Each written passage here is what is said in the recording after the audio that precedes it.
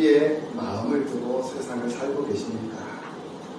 하늘에 마음을 두고 사는 사람은 그 마음이 하늘나라에 있을 것이고, 땅에다가 마음을 두고 이 땅의 것에다가 마음을 두고 세상을 사는 사람이라면 여러분들의 마음은 이 땅의 것에 있을 것입니다.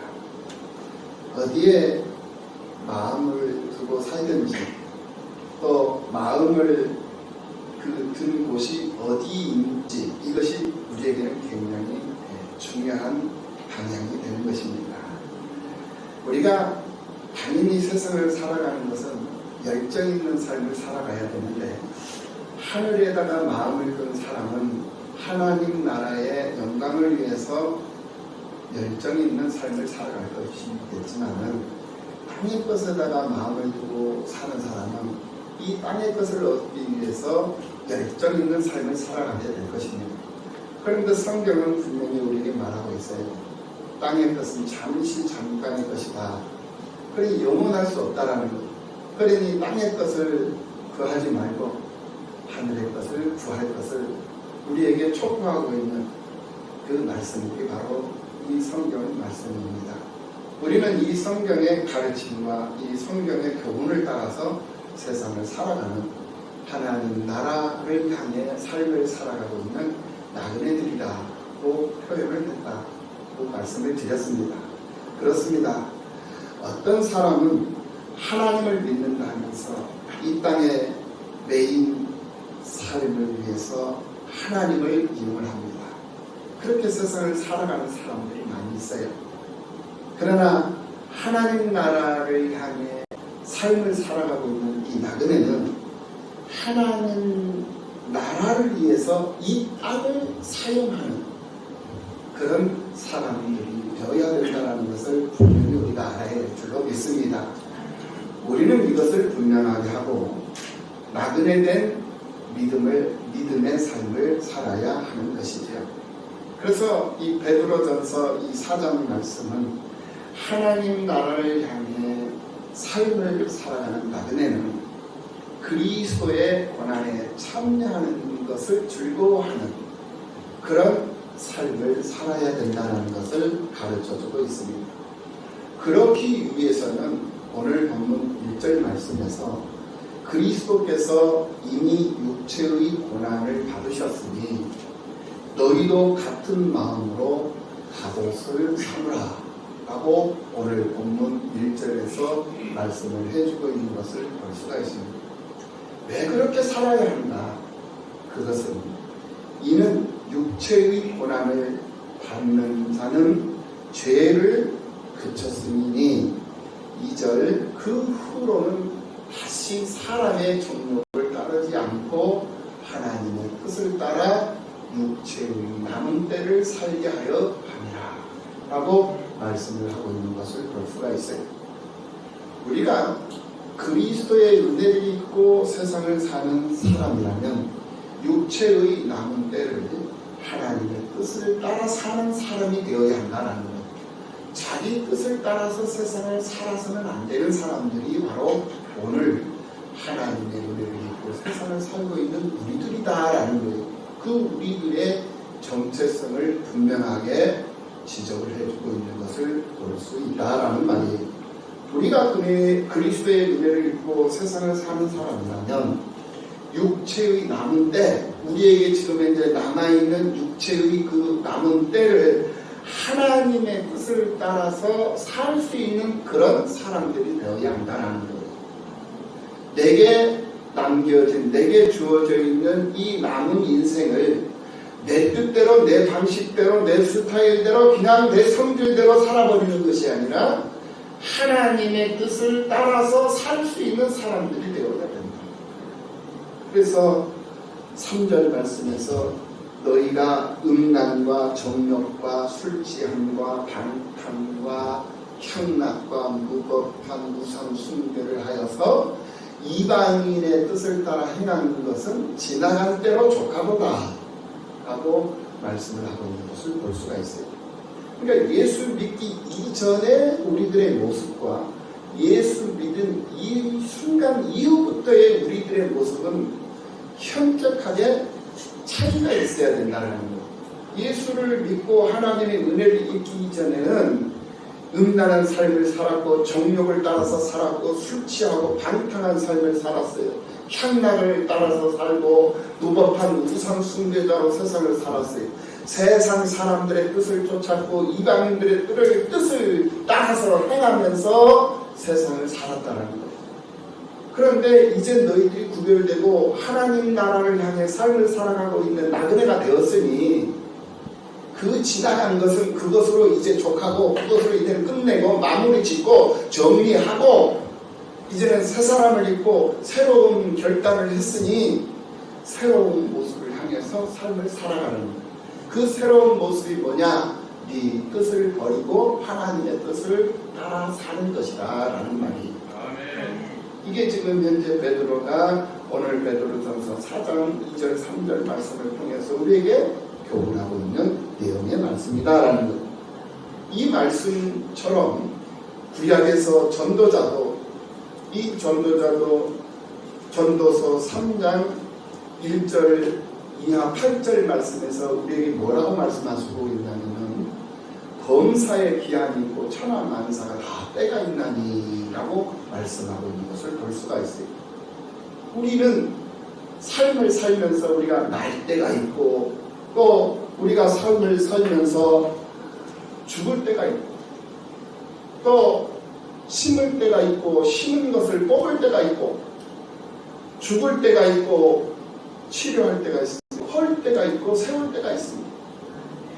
울 때가 있고 웃을 때가 있으며 슬퍼할 때가 있고 춤출 때가 있으며 돌을 던져버릴 때가 있고 또 돌을 거둘 때가 있으며 안을 때가 있고 않는 일을 멀리 할 때가 있고 찾을 때가 있고 잃을 때가 있으며 지킬 때가 있고 버릴 때가 있으며 찢을 때가 있고 꺼낼 때가 있으며 잠잠할 때가 있고 말할 때가 있으며 사랑할 때가 있고 미워할 때가 있으며 전쟁할 때가 있고 평화할 때가 있느니라 라고 말씀을 하고 있는 것을 볼 수가 있습니다. 그러므로 예수 믿기 이전이나 우리가 성령 충만하지 못한 모습으로 세상을 살 때나 거듭나지 못하고 어리석었을 때의 내 모습은 이제 다 벗어버리라는 거예요. 다 잊어버리고 벗어버리고 이제는 하나님의 뜻을 따라서 하나님의 뜻을 쫓아 사는 그런 나그네적 심정을 가지고 세상을 살아야 된다라고 말씀을 하고 있는 이 말씀이 바로 이 베드로전서 이 4장의 말씀이다라는 거예요. 그렇다면 이 사도 베드로가 말하고 있는 하나님의 뜻이 무엇인가? 무엇이 하나님의 뜻인가? 베드로가 무엇이 하나님의 뜻이냐고 말씀하고 있느냐? 그 말씀은 바로 오늘 본문 7절에서 분명하게 제시를 해주고 있어요. 만물의 마지막이 가까웠으니 그러므로 너희는 정신을 차리고 정신 차리라는 거예요. 이제 마지막 때가 지금 긴박한 때가 왔으니 정신 차려야 된다. 그리고 정신 차려서 근신하여 기도하라는 거예요. 그것이 하나님의 뜻이에요. 정신을 차리고 근신해서 기도하라. 무엇보다도 뜨겁게 서로 사랑할지니 사랑은 허다한 죄를 덮는. 첫 번째로 정신 차려라. 두 번째로 근신하여 기도해라. 세 번째로 무엇보다도 뜨겁게 서로 사랑하라. 왜? 사랑은 허다한 죄를 덮는다. 사랑하면 상대방의 약점도 덮어줄 수 있고 이해할 수가 있어요. 사랑하면 상대방의 허점도 이해가 돼요. 포용할 수 있는 포용력이 생기는 거예요. 왜? 사랑하기 때문에 그렇다는 거예요. 아무리 모자라고 아무리 부족해도 그 사람이 사랑에 눈꺼풀이 휘어지는 그 순간 모든 것이 다 사랑스럽게 보여지는 거예요. 네. 그렇기 때문에 무엇보다도 뜨겁게 서로 사랑하라 라고 오늘 8절 말씀에서 분명히 베드로 사도가 말씀하고 있는 거예요. 그 이유가 뭐냐? 사랑은 허다한 죄를 덮기 때문에 그렇다는 거예요. 그러면서 9절 말씀에서 서로 대접하기를 원망 없이 하고 대접을 많이 하라는 거예요. 우리 사랑하는 남자 성경교회 성도들은 대접하기를 즐거워하는 그런 성도들이 되시기 바랍니다. 목사님도 초청해서 대접하고, 목사님만 초청해서 대접할 것이 아니라 장로님들도 초청해서 좀 대접하고, 권사님들도 초청해서 대접하고, 집사님들도 좀 초청해서 대접하고, 서로 함께 소통하면서 함께 교제하면서 은혜 가운데서 사랑하며 살아가야 합니다. 그것이 하나님의 뜻이다. 그러면서 오늘 10절 말씀, 각각 은사를 받은 대로 하나님의 여러 가지 은혜를 맡은 선한 청지기 같이 서로 봉사하라. 자, 우리에게 분명히 말씀을 하고 있습니다. 첫째, 무엇이 하나님의 뜻이나 정신 차리는 거예요. 정신 똑바로 차리고 사는 것이 하나님의 뜻이에요. 허리 멍텅하게 아무 생각 없이 이렇게 세상 썩어 없어질 세상 것에다가 마음 빼앗기고 세상을 사는 거 하나님의 뜻이 아니에요. 정신 똑바로 차리고 지금 때가 어느 때인가 때를 읽고 때와 흐름이 지금 현재 어떻게 흘러가고 있는가 그 흐름을 직시하면서 적응하면서 세상을 살아가고, 그리고 근신하여 기도하고, 그리고 사랑하며 뜨겁게 사랑하고, 그리고 서로 대접하기를 즐거워하고, 그리고 오늘 본문 말씀 각각 은사를 받은 대로 하나님의 여러 가지 은혜를 맡은 선한 청지기같이 봉사하는 것, 선한 청지기같이 봉사하는, 서로 봉사하는, 이것이 바로 하나님의 뜻이다라는 것. 그러므로 우리는 이제 첫 번째로 하나님 나라 영광을 위해서 정신 차려 근심하고 기도해야 합니다. 그리고 우리는 뜨겁게 사랑할 수 있는 사람들이 돼야 돼요. 그리고 대접하기를 좋아하는, 즐거워하는, 대접하는 것을 즐거워하는 그런 사람들이 되어야 돼요.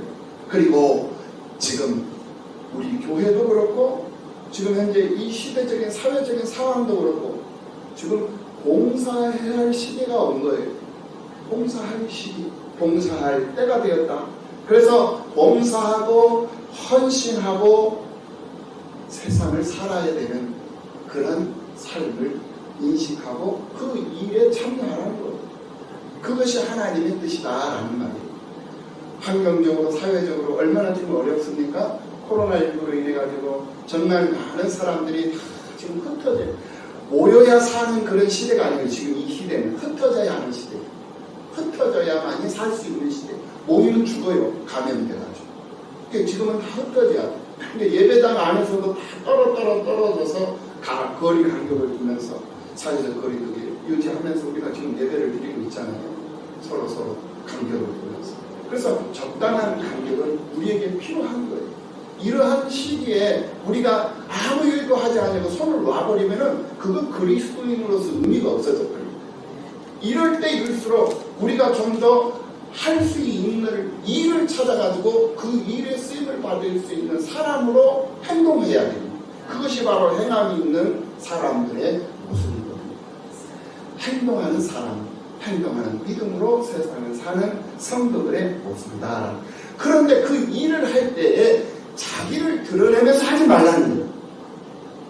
자기를 드러내면서 하지 말고 하나님 예수 그리스도를 드러내면서 예수 이름만 드러내면서 하라는 거예요. 하나님 앞에 드릴 때도 자기 의를 드러내면서 드리는 것이 아니라 오직 예수의 이름을 드러내면서 드리는 거예요. 내가 봉사하는 것도, 내가 구제하는 것도, 전도하는 것도, 내가 교제하는 것도 예수 그리스도의 이름을 드러내는 일에 쓰임을 받는 즐거움으로 그 일에 참여하고 쓰임을 받으라는 거예요. 이것을 가리켜서 우리는 겸손이라고 하죠. 그래서 하나님 앞에 헌금을 하고 하나님 앞에 봉헌을 하고 또 하나님 앞에 봉사하고 하나님 앞에 섬기는 일에 참여하고 수고하며 애쓰는 일에 참여하는 그 모든 것이 자기 일을 드러내기 위한 하나의 일이 아니라 하나님의 은혜에 감사하여서 하나님의 일에 보답하는 그런 심정으로 예수 그리스도를 드러내는 모습으로 그리스도의 이름을 드러내면서 그 일에 쓰임을 받으라. 예수 이름으로 봉사하고 예수 이름으로 수고하고 헌신하는 일에 기쁨을 두고 살으라는 거예요. 세상 세상에는 공짜라는 것이 없습니다. 하나를 얻기 위해서는 둘을 심어야 하고, 둘을 얻으려면 네 개를 심어야 하는 것이 세상 이치입니다. 그래서 갈라디아서 6장 7절 이하 8절 말씀에서 스스로 속이지 말라. 하나님은 업신 여김을 받지 아니하시나니 사람이 무엇으로 심든지 그대로 거두리라 라고 말씀하고 있는 것을 볼 수가 있어요. 그러면서 8절 넘어서 자기의 육체를 위하여 심는 자는 육체로부터 썩어질 것을 거두고 성령을 위해서 심는 자는 성령으로부터 영생을 거두리라. 할렐루야. 이렇게 말씀을 하신 것처럼 땀 흘린 만큼 거두는 것이 바로 세상의 이치다라는 거예요. 땀 흘리지 않고 거두려는 것은 그러므로 도둑심보예요. 도둑심보. 그래서 진짜로 해야 하는 것은 무엇을 얻기 위해서는 그것을 얻는 것보다 더 많은 땀을 흘려야 하는 것이 바로 세상 이치요, 세상 진리다. 그것이 옳은 것이다 라는 거예요. 그런데 우리 믿음의 사람들은요, 우리 믿음의 사람들이 행하는 그 수고는요, 세상 사람들의 수고와는 근본적으로 다른 것이 있어요. 그것이 뭐냐? 그것은 바로 세상 사람들의 수고는 자기 의를 드러내는 수고죠. 그런데 우리 믿음의 사람들은 자기 의를 드러내는 것이 아니라 예수 그리스도를 드러내는 수고이기 때문에 세상 사람들의 수고와 믿는 자들의 수고는 근본적으로 다르다는 거예요. 똑같은 수고를 하지만은 어떤 사람은 자신을 드러내는 수고를 하고 어떤 사람은 예수를 드러내는 수고를 합니다. 그래서 오늘 보면 11절 말씀에서 만일 누가 말하려면 하나님의 말씀을 하는 것 같이 하라. 누가 봉사하려면은 하나님이 공급하시는 힘으로 하는 것 같이 하라. 하나님이 말씀하는 것처럼 말씀하고 말을 하고 하나님이 공급하는 힘으로 하는 것처럼 봉사하라는 거예요. 자기 힘으로 봉사하는 거 하지 말고 자기가 대단한 것처럼 말하지 말고 하나님이 말하는 것처럼 하고 하나님이 봉사하는 것처럼 하라는 거예요. 그러면서 이는 범사의 예수 그리스도로 말미암아 하나님이 영광을 받으시게 하려 함이니 그에게 영광과 권능이 세세 무궁하도록 있느니라 라고 말씀하고 있는 것을 오늘 본문 11절에서 우리가 분명히 확인해 볼 수가 있습니다. 그리스도의 이름으로 무엇인가를 한다라는 것은 예수를 흉내내라는 것이 아니에요. 있는 그대로 예수님이 하시는 것처럼 하라는 거예요. 하나님이 하는 것처럼 하라는 거예요. 우리가 말 한마디를 하더라도 우리 믿음의 사람들 다 예수님의 분신들이에요. 예수님의 지체들이잖아요. 예수님의 지체라는 사람들이 왜 말을 악마처럼 하냐고, 마귀들이 하는 것처럼 하냐고, 세상 사람들이 하는 것처럼 왜 말을 하냐고, 왜 믿음 없는 사람들처럼 말하고 다니냐고. 그러지 말라는 거예요. 예수 믿는 사람이라면 예수님처럼 말을 하는 거예요.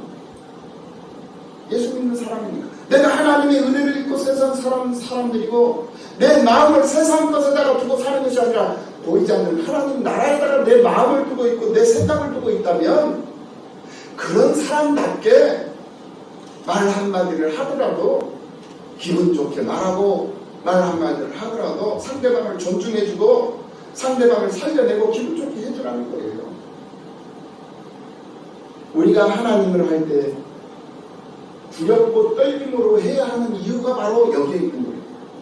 하나님의 일을 하는데 그렇게 세상적인 기준을 가지고 세상적인 마음을 가지고 세상적인 잣대로 세상적인 언어로 재단을 해버리지 말고 하나님이 말을 하는 것처럼 친히 말하시는 것처럼 하나님이 친히 수고하시는 것처럼 그렇게 해야 한다. 그래서 우리가 하나님 일을 할 때도 조심스럽게 떨리는 마음으로 두려운 마음으로 일을 하는 거예요. 하나님 앞에 예물을 드릴 때도 떨리는 마음으로 두려운 마음으로 시대 일조를 드리고 목적 헌금을 드리고 감사 헌금을 드리고 주의 헌금을 드리는 것, 그런 마음가짐을 하나님이 보신다는 거예요. 그런 마음가짐. 자기의 이름으로 무엇인가를 할 때 자기 자신도 모르게 무력감에 빠져요. 그것이 바로 사람의 심리예요. 그래서 자기가 잘난 것 같고 그런 착각 속에 빠질 때가 있으니 그럴 때마다 정신을 차리고 근신하고 기도하라. 사람 앞에 서면 조금 착한 사람도 있고 조금 나쁜 사람도 있습니다. 때로는 아주 착한 사람도 있고 아주 나쁜 사람도 있어요. 그런데 하나님 앞에 서면요, 하나님 앞에 서면 모두가 다 똑같아요. 왜냐? 모든 사람들이 다 죄인이기 때문에. 이렇게 사람 앞에 섰을 때의 모습은 약간씩의 차이들이 있습니다. 그런데 하나님 앞에 서 있을 때 그 사람의 모습은 모두가 다 똑같아요. 동일. 그래서 하나님 앞에서는 우리의 죄를 긍휼히 여겨달라고 모두가 다 기도해야 되는 것이고, 우리의 죄 용서함을 받기 위해서 예수를 붙잡고 세상을 살아야 하는 이유가 바로 여기입니다. 그리고 두 번째로 수고의 최고봉이 뭐냐? 고난이에요. 예수 그리스도의 고난에 동참하는 것, 참여하는 것을 즐거워하라. 오늘 본문 주제의 말씀입니다. 그래서 이 고난이라는 것은 수고의 최고봉이에요. 최고 높은 곳이다라는 거예요. 참으로 안타까운 현실은 오늘날 많은 사람들의 믿음이 하나님 나라의 복을 받기 위한 믿음이 아니라 이 땅에서의 이 땅의 복을 받기 위해서 수고하고 또 헌신하며 참여하며 세상을 믿음으로 사는, 잘못 생각하고 사는 사람들이 많이 있다라고 거죠. 지난 주일에도 말씀을 드렸지 않습니까? 우리가 세상 살면서 오복을 추구한다면, 예수를 믿으면서 세상 사람들이 추구하는 5가지 복을 똑같이 건강하고 장수하고 부유하고 천수를 다하고 덕을 많이 세우는 그런 삶을 살아가는, 그것이 복으로 생각하고 그것을 추구하는 사람이라면 예수 믿을 필요가 없다는 거예요. 그것을 추구한다면 예수를 안 믿어도 그것은 다 받을 수 있는 복이야. 세상 사람들도 받을 수 있고 예수 믿는 사람들도 받을 수 있는 복은 바로 그 복이에요.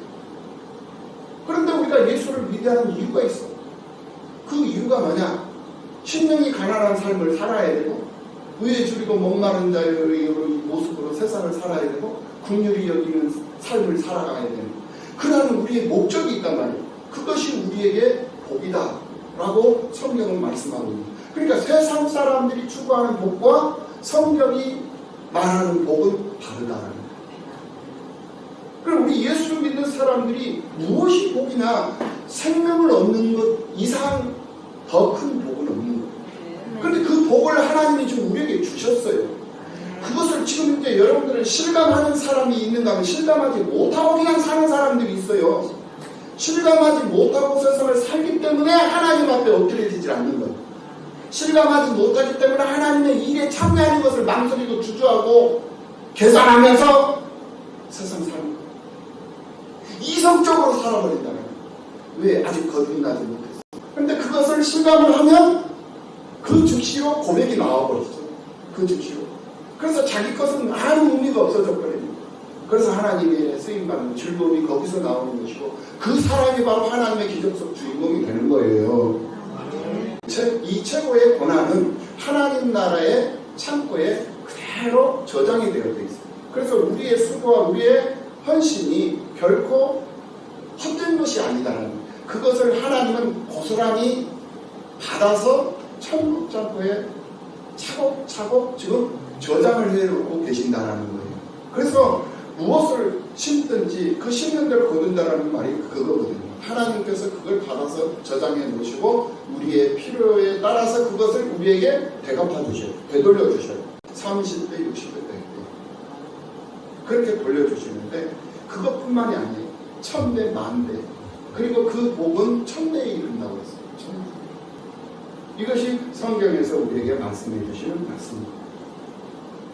그래서 오늘 본문 말씀은 하나님 나라의 최고 저축 상품으로 제시된 이 상품이 뭐냐? 바로 그리스도의 고난에 동참하는 것이다 라고 말씀을 해주고 있다라는 거예요. 우리는 살면서 선한 일을 하다가 대부분 일을 그만두는 경우들이 많이 있습니다.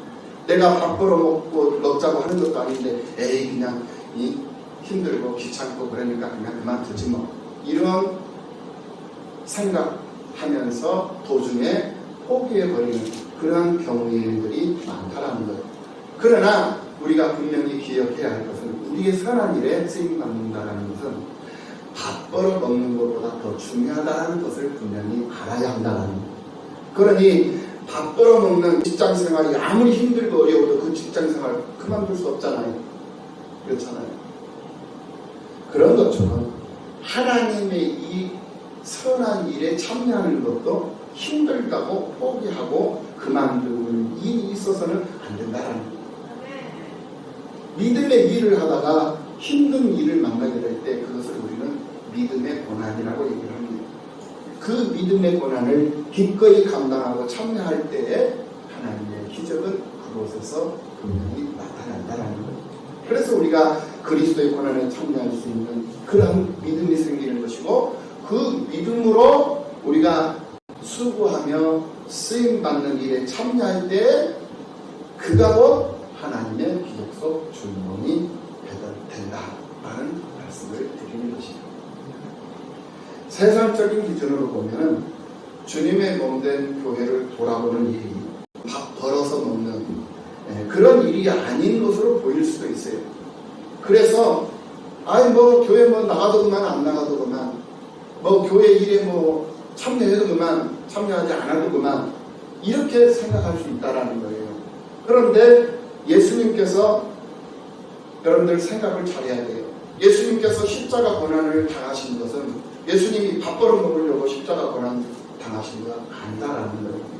그런 것처럼 선한 일을 생각하고 쓰임받기 위해서 참여하려 하다가 힘든 일을 생각하면서 그 선한 일에 참여하려 했던 그 생각을 걷어버리고 멈춰버리고 그런 나약한 그러한 믿음 없는 그런 생각부터 하는 그런 잘못된 신앙으로부터 우리는 분명히 벗어날 수 있는 그런 믿음의 사람들이 되어야 한다는 거예요.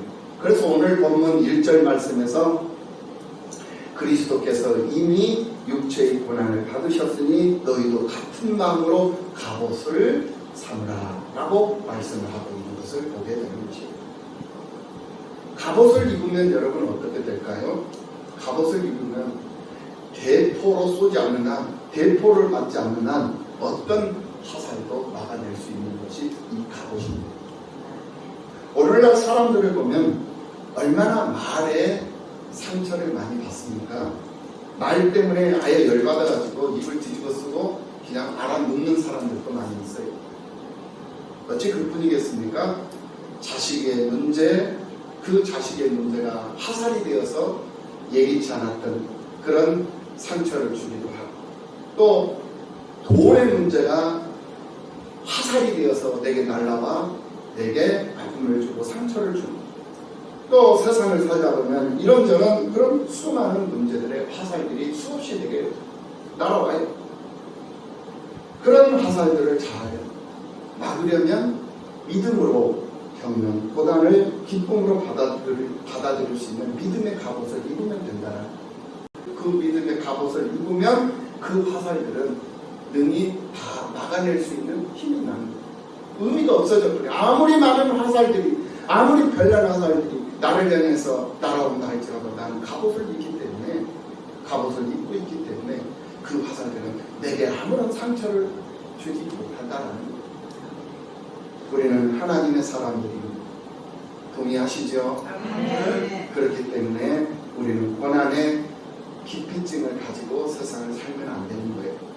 고난이 우리에게 다가온다 할지라도 그 고난이 하나님의 뜻이요 믿음의 길이라면 그 믿음의 길을 기쁨으로 받아들이고 그것을 기꺼이 수용하며 나아갈 수 있는 그런 담대한 사람들이 바로 오늘 우리들이어야 된다는 것, 그것을 분명히 기억하시고 오늘 하루를 승리하며 믿음으로 살아갈 수 있는 여러분들의 삶 되시기를 예수님의 이름으로 축원합니다.